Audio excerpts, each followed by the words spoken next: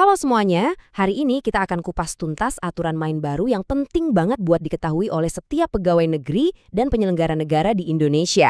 Yap, kita ngomongin soal gratifikasi. Kalau Anda selama ini suka bingung, ini hadiah boleh diterima nggak ya? Perlu lapor nggak ya? Nah, Anda ada di tempat yang tepat, karena aturannya baru aja diperbarui biar nggak ada lagi keraguan. Oke, jadi landasan obrolan kita hari ini adalah Peraturan KPK Nomor 1 Tahun 2026. Ini bukan sekedar update kecil-kecilan ya, ini perubahan resmi yang menggantikan total aturan lama dari tahun 2019. Jadi semua yang kita bahas ini sumbernya jelas dan valid. Terus, kenapa sih aturannya perlu diubah? Tujuannya simpel, ada 3. Pertama, biar aturannya makin jelas, jadi Anda nggak perlu nebak-nebak lagi. Kedua, mendorong lebih banyak orang buat patuh melapor. Dan ketiga, bikin proses lapornya jadi lebih gampang dan efisien. Intinya sih, biar melakukan hal yang benar itu jadi lebih mudah. Jadi, kalau Anda merasa udah hafal banget aturan gratifikasi yang lama, wah mungkin saatnya diriset dulu deh pikirannya. Karena kalau Anda terima hadiah hari ini, peraturannya udah beda. Yuk kita lihat apa aja poin-poin barunya. Kita mulai dari bagian yang kayaknya paling ditunggu-tunggu nih. Jadi sekarang ada beberapa jenis pemberian yang secara resmi nggak perlu Anda laporkan lagi. Ini pembaruan yang praktis banget buat kehidupan sehari-hari. Oke, kita rinci satu-satu ya. Sekarang, hadiah dari keluarga, ini definisinya luas ya, dari kakek nenek sampai sepupu. Nggak perlu dilaporin, selama nggak ada konflik kepentingan.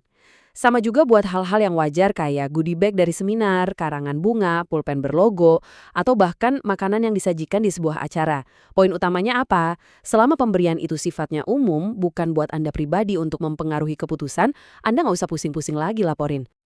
Nah, itu kan daftar hadiah yang 100% dikecualikan. Terus, gimana soal hadiah buat acara-acara personal yang besar? Misalnya pernikahan atau syukuran? Aturan baru ini menjawabnya dengan angka yang jelas banget. Ini angka yang wajib Anda ingat.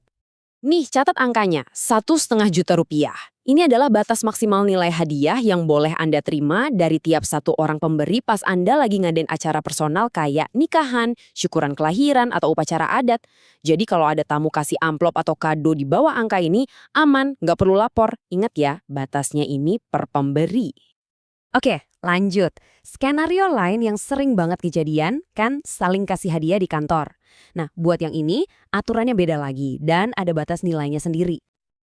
Kalau untuk hadiah antar rekan kerja, misalnya pas ada yang ulang tahun atau dapat promosi, batasnya lebih rendah, Rp500.000 per pemberian dari tiap rekan. Dan ini yang penting banget, hadiahnya harus dalam bentuk barang, nggak boleh uang tunai atau voucher. Tujuannya jelas, biar pemberiannya tetap dalam konteks sosial, bukan transaksional. Oh iya, ada batas totalnya juga. Dari orang yang sama, akumulasinya nggak boleh lebih dari 1,5 juta rupiah dalam setahun.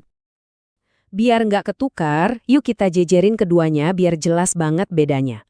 Kalau hadiah dari teman kantor, ingat, maksimal 500.000, harus barang, dan ada total tahunan 1,5 juta dari orang yang sama. Kalau buat acara pribadi Anda, batasnya lebih tinggi, 1,5 juta per pemberi, dan boleh dalam bentuk uang atau barang. Paham 2 skenario ini aja udah jadi kunci banget. Sekarang kita masuk ke bagian yang jujur aja, paling keren, dan benar-benar baru. Ini bukan soal melaporkan apa yang Anda terima, tapi justru melaporkan apa yang Anda tolak. Ini semacam alat perlindungan baru buat Anda. Ini dia nih, inovasi terbesarnya. Laporan penolakan gratifikasi. Sifatnya sukarela ya, jadi bayangin gini. Ada orang yang coba kasih Anda hadiah yang nggak pantas, dan Anda dengan tegas menolaknya. Nah, sekarang Anda bisa bikin laporan resmi atas penolakan itu. Gunanya buat apa? Buat melindungi diri Anda sendiri, menciptakan bukti digital bahwa Anda sudah menjaga integritas. Ini bisa jadi perisai proaktif Anda, keren kan? Oke, selain aturannya sendiri, cara lapornya juga dibikin lebih simpel loh. Yuk kita lihat gimana alur dan detail prosesnya sekarang diperbaharui. Alur besarnya sih sebenarnya masih sama. Anda terima hadiah, Anda lapor, KPK analisis, terus statusnya ditentukan. Tapi di dalam proses inilah ada beberapa pembaruan penting yang bikin semuanya jadi lebih efisien. Kita lihat salah satu yang paling praktis. Nah, ini dia pertanyaan legendaris. Saya dapat parcel buah, masa iya harus saya bawa ke KPK sebelum busuk? Aturan baru akhirnya ngasih jawaban yang logis banget buat mas soal ini. Aturan barunya super praktis. Jadi nggak perlu lagi tuh repot-repot bawa parcel makanan atau buas ke kantor KPK. Sekarang Anda bisa langsung salurkan aja untuk tujuan sosial, misalnya ke panti asuhan terdekat. Tapi ingat, walaupun barangnya sudah disumbangkan, kewajiban Anda buat lapor secara administrasi itu tetap ada ya. Jangan lupa difoto sebagai bukti penyalurannya. Ini benar-benar memotong kerumitan logistik. Soal waktu, ini juga penting banget biar ada kepastian. Aturan baru netapin 2 deadline penting. Pertama, Anda punya 20 hari kerja buat melengkapi laporan kalau dianggap kurang lengkap. Dan yang paling penting buat Anda sebagai pelapor, KPK punya waktu maksimal 30 hari kerja buat kasih keputusan atas laporan Anda dihitung sejak laporan diterima lengkap. Jadi ada kepastian hukum. Tapi penting juga buat tahu ya, ternyata nggak semua laporan itu bakal diproses sampai tuntas ke penetapan status. Ada beberapa kondisi khusus di mana KPK akan menghentikan proses verifikasinya. Apa aja itu? Nah, slide ini merangkumnya dengan jelas.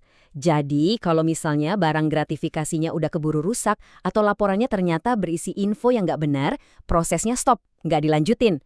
Tapi kalau laporannya ternyata nyambung sama kasus pidana yang lagi jalan atau dicurigai ada kaitan sama kejahatan lain, informasinya bahkan langsung diteruskan ke aparat penegak hukum. Jadi, setelah kita bahas semua detail teknis tadi, intinya apa sih arti semua ini buat Anda sebagai pejabat publik dalam ngejalanin tugas sehari-hari? Yuk kita tarik kesimpulannya. Oke, kita rekap ya.